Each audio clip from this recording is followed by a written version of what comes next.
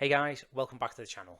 In this video, we're going to check out the officially confirmed kill team Shadowhunt with the Raptors, Sisters of Battle, as well as boss battles with the Nightbringer.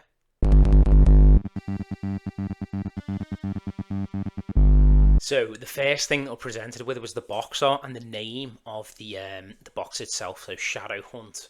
It looks like we're kind of getting a Sisters of Battle sort of demon hunter, witch hunter adjacent kill team hunting down a team of raptors over a tomb world. One of the really cool and interesting things about this box set particularly seems to be the way that they're giving you a sort of bespoke map to play on, which splits in half the Volcus and the tomb world terrain. So you kind of must be playing, you know, a multi-tiered game in which you can delve below the city structure and into the tomb world beneath. You can kind of see they've given us a little top and bottom, you know, map to show us that. I actually really like the kind of the rough stone texture on the map on the bottom there. It kind of gives cool like Indiana Jones vibes, you know what I mean, like the a Tomb Raider style map. That's really it's really interesting. It's probably going to just kind of be reserved for narrative play, however it's not a terrible thing. I think one of the main sort of things that is a through line at the moment for all of these kill team box sets is the kind of the wealth of narrative sort of content has been really good for a game that's begun its life with a very competitive focus. Both the Sisters of Battle and the Raptors kill team haven't had their army list elements, you know, officially confirmed yet in an article. However, obviously the leaks have given us the size of the teams, the operatives, an idea of the equipment that they're going to be equipped with, their specializations for competitive play. So as we can see here, the Sisters of Battle team has got 1 Sister Superior and 8 operatives to choose from. We'll go through those in a minute, but we've also got security and seek and destroy as their archetypes, which seems pretty strong as a combo, I think. But I think at the moment we're on a kind of we're on a tipping point, aren't we, with you know, approved ops. We're about to enter the next approved ops cycle. What security is right now and what sort of seek and destroy is right now will become irrelevant, I suppose, or will certainly change a lot as we move into the next season. The leader model for the Sisters of Battle is the Sister Superior. Obviously, we've already had a Novitiate Superior in the Novitiate kill team way back when. I've just whacked those that profile up here now so you can kind of get a rough idea of what to expect. Obviously, the Sister Superior for the Novitiates has got a plasma pistol, whereas we can see here the Inferno pistol or something like that, but it's basically a melter pistol that the Sister Superior's got for the you know, the new Sisters kill team. But I've also put the closest approximation I can find to that weapon.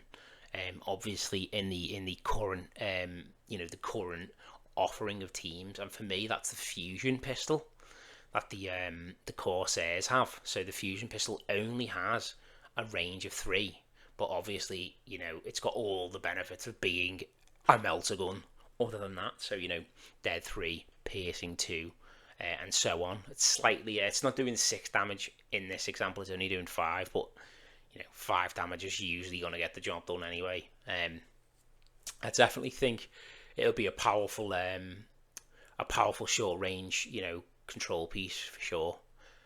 I really like the models as well. I just wanted to say, like, the kind of the filigree and stuff like that on the backpacks, as well as the design for the habits is really cool. Like, you can imagine them standing there with their, you know, when they're out of combat with the habits sort of draped down, looking more like, you know, traditional nuns.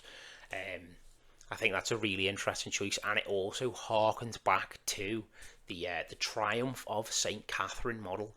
I would actually say, if we in my previous video about the leaks, I was talking about my kind of wish really was to have a triumph of St. Catherine kill team that used all those assets, and I kind of get, with this spread of teams, if you look at the operatives and compare them to the triumph of St. Catherine, you'll see like the sword and board, you'll see the censures, the censure bearers with the smoke, you'll see that the sort of the reliquant, with the relics with the bones in and so on. I'm kind of getting what I wish for with that kind of a triumph of St. Catherine kill team crossover. Imagine how cool it would be playing this team up against like Goremongers or like a chaos team like the Raptors that they come with, holding like a shrine world, holding the bones of St. Catherine or something like that. Could be really interesting. The team itself is a spiritual successor to the Novitiate kill team. So obviously they'll be declassified, and they're basically going to get superseded, I think, by a proper Sisters of Battle fully armored kill team. I'm interested to see how the sort of role fantasy will be executed this time, because obviously with Novitiates we had faith points. And then with Sanctifiers, which are a more recent iteration of the the sort of faith faction, if you will. I do wonder how will they execute sort of the idea of faith in the game protecting them, because obviously having dice fixing and having durability buffs on a team like Sanctifiers or on a team like Initiates is a lot different to having reliability buffs and things like that on a fully power armored team of fully fledged Sisters of Battle. But I'm getting sort of super like paladin vibes off this kill team. They seem obviously to have a very melee focused. You can see most of their weapons, if not all of them up to now, are either pistol weapons or flame weapons, shorter range weapons, melter pistols, and so on. Obviously, they'll be trading out that range for power in melee. The vibes I'm getting off it is like a paladin team, so super tanky attrition. The idea is they'll like wade in with these buffs, like the Reliquarius here is obviously going to be some sort of buff piece. Obviously, I've just dropped down the Novitiate as an example of what these support pieces can do. So with the Novitiate one, obviously that's their APL manipulation buff, but usually we'll get things like counts as +1 APL on a point, or sometimes they can fight on death or shoot on death near these kind of standard bearer type units. But again, so the Reliquarius model that we're looking at here also kind of links back to my my sort of fanboy desire for a Triumph of St. Catherine kill team, with obviously the bones of the saint, in the reliquary itself and stuff like that. So yeah, really cool aesthetic decisions, definitely. So there seems to be two sort of standard warrior archetypes for the team. So we've got 8 obviously operatives to choose from. And they seem to be equipped with these things that look like or referred to as null maces, not quite null rods like the novitiates, but as we can see here, the null rods are executed with the anti-psyker and shock keywords. I am interested to see how this will cross over with things like the Reliquarius and things like the Censure, because if we've got stuff like some abilities allow you to trade in a miss for a normal or a normal for a crit, and I imagine if the design of the faith mechanics is anything like the faith mechanics in the previous the previous teams like Sanctifiers and Novitiates, having shock on your null rods will be very powerful, because you'll be able to charge into even other enemy melee operatives, knowing you're almost guaranteed to get your shock off in some way through obviously fate point manipulation of the dice, or through things like the ability of the Reliquarius or the Center, so it could end up being quite a powerful combination if if melee buffs are sort of a big defining characteristic of this team. Having access to that shock with the mace, probably I imagine they'll be 4/4. I mean, certainly the shock mace on the Brood Brothers kill team is 4/4 shock, but it doesn't have that anti-psychic keyword. It all depends exactly how it's going to be executed, but I am interested to see definitely how it shakes out. We've also got what we call the Cambirama from the Spanish leagues, but obviously we've got a combination of a bolt pistol and a stake thrower. Again, I've just dropped the Novitiates Condemnor here just so we can get a rough idea of what these stake throwers kind of look like. Obviously, the Condemnor stake thrower is a full range version of the pistol variant that these warriors are equipped with, but we can hopefully get an idea of what the profile of the weapons is going to be like. Certainly they do look like sort of specialist demon hunter, witch hunter variants of sisters. Certainly the anti-psychic keyword is thematic, but having Dev 2 and piercing crits is also going to be strong. Do you know what I mean? I for some reason I imagine sometimes the stake throwers tend to have usually the pistol variants, just like the plasma pistol to the plasma gun, do a little less damage or have a little less piercing. So we probably, I imagine, be getting something like Dev 1 maybe instead of Dev 2. I mean, it'd be crazy if the whole team is running around with silent Dev 2 pistols, but I think it might be a cool option for them, as they move up the board, try and get in range, they'll be able to engage the enemy without, totally revealing themselves and getting shot to pieces. I think it kind of looks like a smart sort of design choice for the team if they are supposed to be like melee paladins, because they don't need to jump onto the engage order whilst they're moving up the board, holding points and things like that. Just to do any damage at all. So again, we've got a couple more of the operatives here. So the Denuncia, the Mortis Sanctus, the Centaur, and the Abjura. I think it'll be interesting to see again how the power fantasy shakes out for these holy teams. Obviously, we've got the Denuncia and the Centaur, as well as the standard bearer we could see on the previous slides. And I imagine their whole thing is going to be aura buffs, just like the Sancts. So obviously, your Denuncia is probably going to be like the sort of agitator style. Debuff aura for the enemy, maybe turns off rerolls or gives your guys, a boost in melee, maybe gives them balance, something like that. Your Centaur, again, I imagine, holy smoke emanating out of this sort of brazier thing on top of the Centaur would certainly have an effect. As discussed in the previous slide, if we get shock with dice fixing to guarantee that crit, it could be a very interesting melee team, kind of reminiscent of a Exaction Squad, which are doing work in the scene at the moment. The sword and board full paladin sister definitely gives off the strongest aura in the team. A power sword and a power shield. I imagine probably double parry crits, maybe 5 or 6 damage. That'll be a really cool power piece.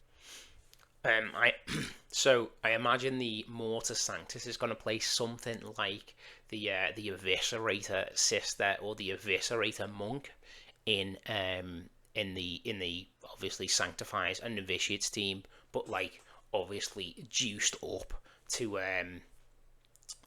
to sort of full Sister of Battle standards. Again, it'll be interesting to see if the team has base 3 APL or just the Sister Superior has 3 APL. I imagine we're going to get some kind of APL manipulation through one of these buff pieces. So we'll probably end up with kind of like a Kazakin style, 2 APL team with, a couple of three APL operatives running around the map. Very interesting to see how the rules are going to shake out, and certainly I think it's like die-hard Sisters of Battle fans, Phil from Tabletop Impulse, people like that are going to be absolutely made up with the full Paladin power fantasy. Moving on to the Raptors, we can see here that we get Senor Del Chaos himself, the Chaos Lord, as well as 5 agents. So not quite the 5-man Ravener Death Watch super elite kill team, but still definitely falling into that traditional 6-man sort of team composition. We can see here that we're going to get recon and search and destroy, it looks like here, for their archetypes, but once again, it's probably not worth commenting too heavily on what that is going to sort of shake out like yet, because obviously, that's all going to change in the coming month, hopefully. The illustrious Senor Del Chaos himself. So we actually get an existing kit in the sort of in the kill team in the form of the Chaos Lord with Jump Pack. So I imagine he's going to behave somewhat like a leader plus. We could get like an Angels of Death captain equivalent, if you know what I mean. Like, obviously they have a sergeant and then the captain, which is even better, and certainly the broad scope of the loadouts that you can get for him would indicate, definitely indicates that he's going to be a bit more than just a sergeant. I just whacked the stats for the Lightning Claws up here that are currently in the Night Lord's kill team, I believe. So obviously 5 attacks, hitting on 3s, 4/5, ceaseless and lethal 5-up. So even if this Chaos Lord just came with that, the guy's got to jump back on, so that's going to mean something for mobility, isn't it?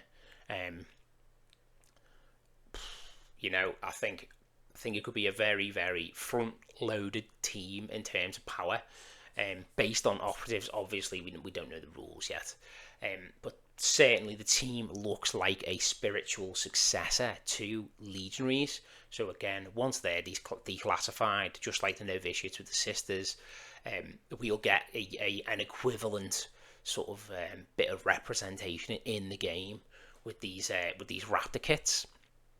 I think even more than the Novitiates to the Sisters, the Raptors to the Legionaries are a very very spiritually sort of sequential team. We'll go through it now as we talk about the other operatives. So we've got the Depredator or the Predator. Before we start talking about anything, guys, I just want to point out, I've seen recently the beaky helmets on the new Primaris kits, and check out the beaky helmet here for the Depredator. Like, that is so freaking metal, man. That's like, I don't know, it just looks mean. That looks like a mean bird helmet, So obviously the Depredator is equipped with like a sort of chain axe, power axe kind of thing here, and it would clearly be equivalent to the Legionaries' head taker. Again, I've whacked the stats for the head taker's weapon here. So it's 5 attacks, hitting on 4s, 5, 7, brutal. I mean, again, chucking jump packs on a team which is already strong might end up somewhat problematic for the overall strength of the team. I mean, if we think of Legionaries when they were sort of wrecking face pre the most recent balance patch, they were really strong and they didn't have jump packs, So I think Vespered Marines, for me as a Horde player, as a Brood Brothers player, I'm quaking in my boots looking at these guys. However, obviously, I think a lot of the Legionary team's strength came from the sort of their ability to list tailor through the marks of chaos. So obviously Raptors are far more focused in their their unit type. I can't see or I can't imagine, Raptors picking individual marks and individual specializations as readily as generic legionaries, because they're not supposed to represent that sort of wide spread of like basic legionaries. That they are, shock troops in their own right. I imagine their army rule will probably be like boost or something like that with their jump packs, which allows them to fly like a Vespid or move in a straight line or something like that. And next up's the Warp Talon. I do wonder, so previously we had like a dual kit, and the dual kit had obviously Raptors, which are the guys that we've been going over previously with the normal jump packs, and then also Warp Talons. Again, previously that kit was a dual kit. You could make an entire unit of Raptors, or you could make an entire unit of Warp Talons. In this preview that we've been given, obviously we've only got one operative, which is a Warp Talon called the Curse Claw here. Again, we can make direct comparisons with the Legionary kill team here, with the Anointed. Certainly sounds pretty terrifying if you just took the Anointed Marine stats and give it a jetpack. Again, pretty scary. I really love the mini though. The screaming helmet looks metal, man. But I'm curious as to whether the kit itself is a dual kit.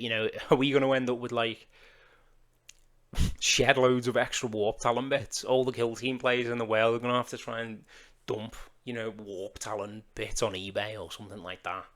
At least they'll be good for kit bashing Spawn and things. But we'll see when it comes to it. Moving on, we've got the Champion and the Huntmaster. For the Huntmaster, I've just put the Nostroman Chainglaive as a direct comparison because he obviously has a glaive. Yeah. I think we can see it. We can see a power cell on the sort of the base of the blade itself. So we can tell it's a power weapon. So I imagine it'll be basically a power weapon version of this Nostroman glaive. Might hit a little harder, something like that. But I mean, again, just imagine how scary it's going to be for an opponent playing against, a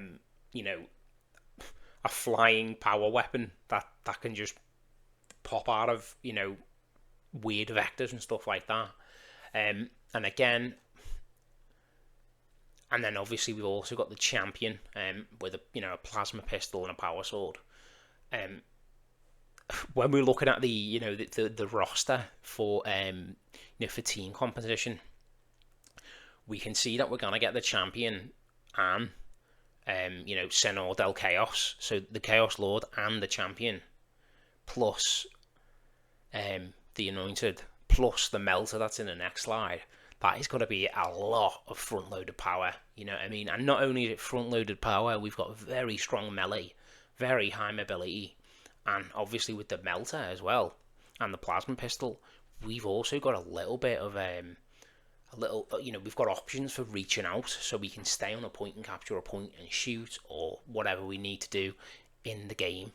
We've also got ranged options, so I just think it's looking like the team's going to have a lot of front-loaded power in terms of its operatives, for sure.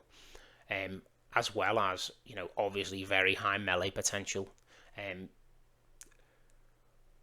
It's very, very early days, and I'm sure there's playtesting going on, and I'm sure they wouldn't just drop a super OP Legionary kill team on us, would they? Not a Chaos Space Marine kill team. I mean, look how well they balance Legionaries and Warp Coven and Death Guard, right? I'm like pre-moaning here. Don't take this on.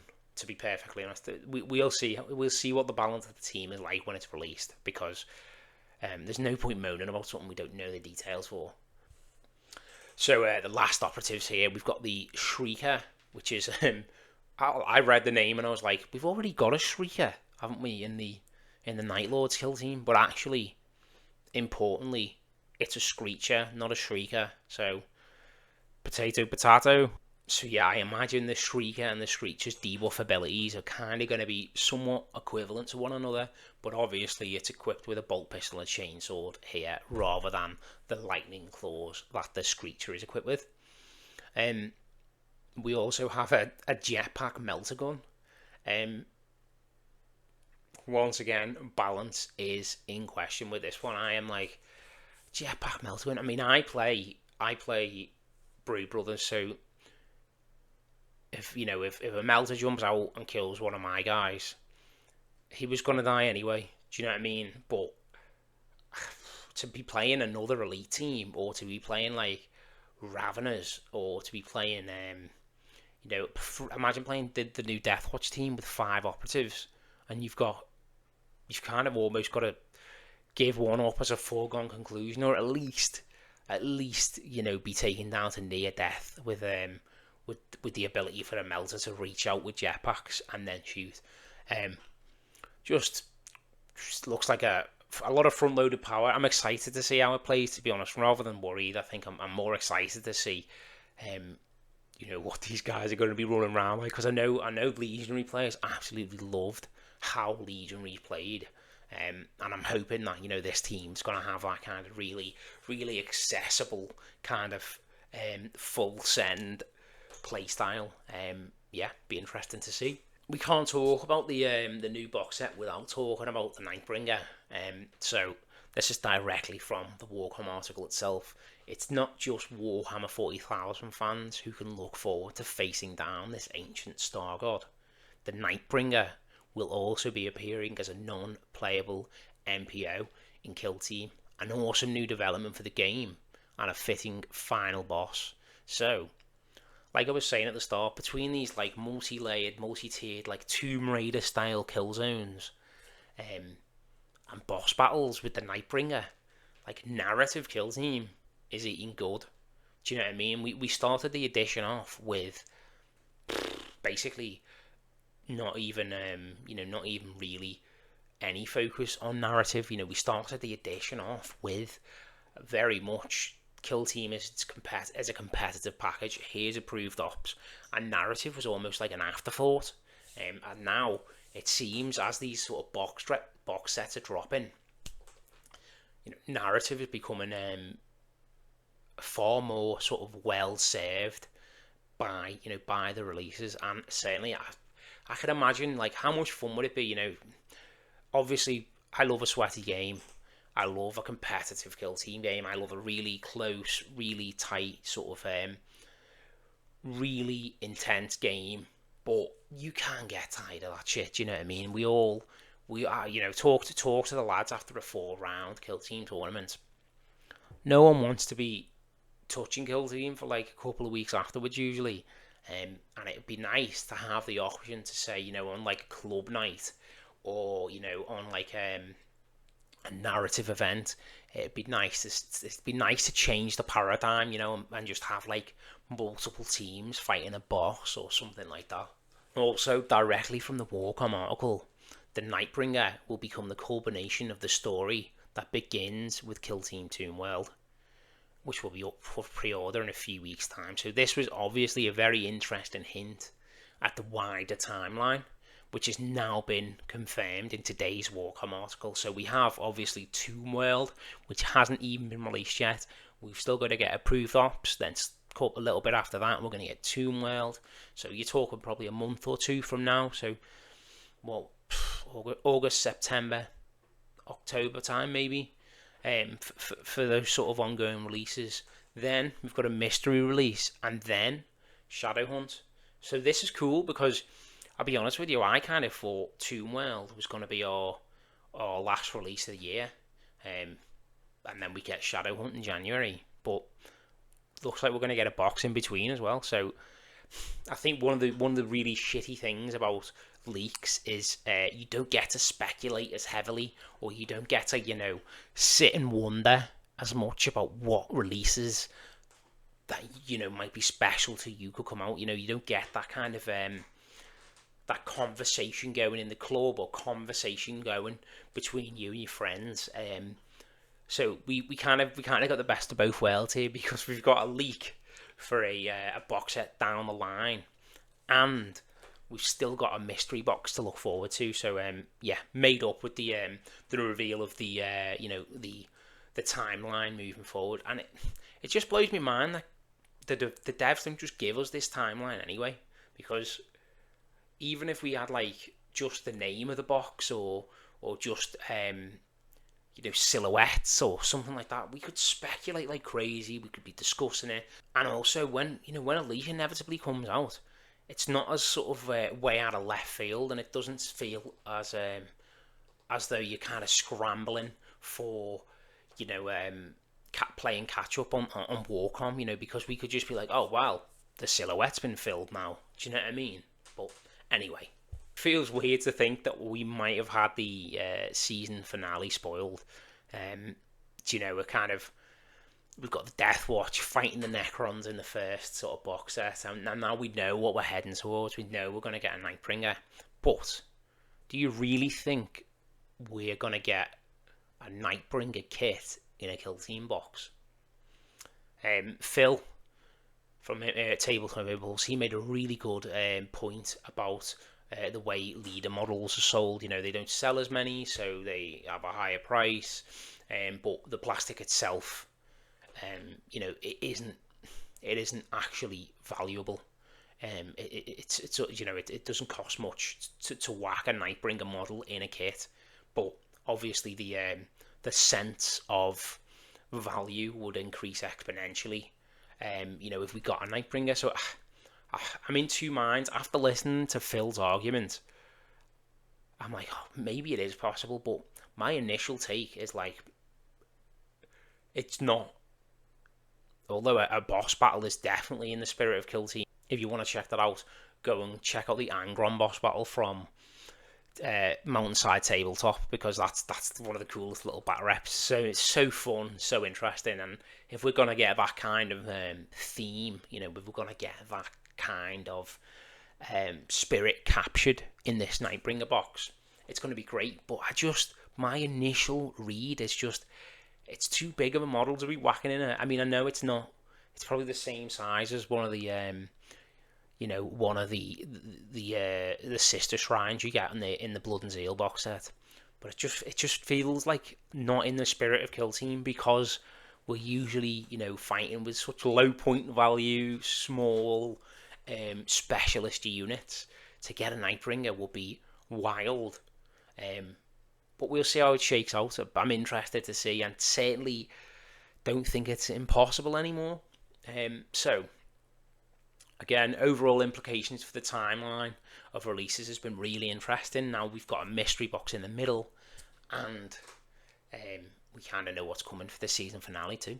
So guys, I hope you found my my sort of little summary of all of these Kill Team Shadowhunt releases interesting and valuable. I hope it got the ideas percolating in your head around what the teams could be and how they might function. So if you've got any ideas yourself about how the Raptors might be a scarily front-loaded team in terms of power, or how the sisters' sort of faith mechanics might work this time around, please drop them in the comments below.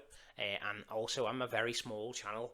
I've just hit over 100 subscribers. I am growing steadily though, and if you'd like to help sort of my little channel to grow, please hit the subscribe button below. Thanks for your time, guys. Take it easy.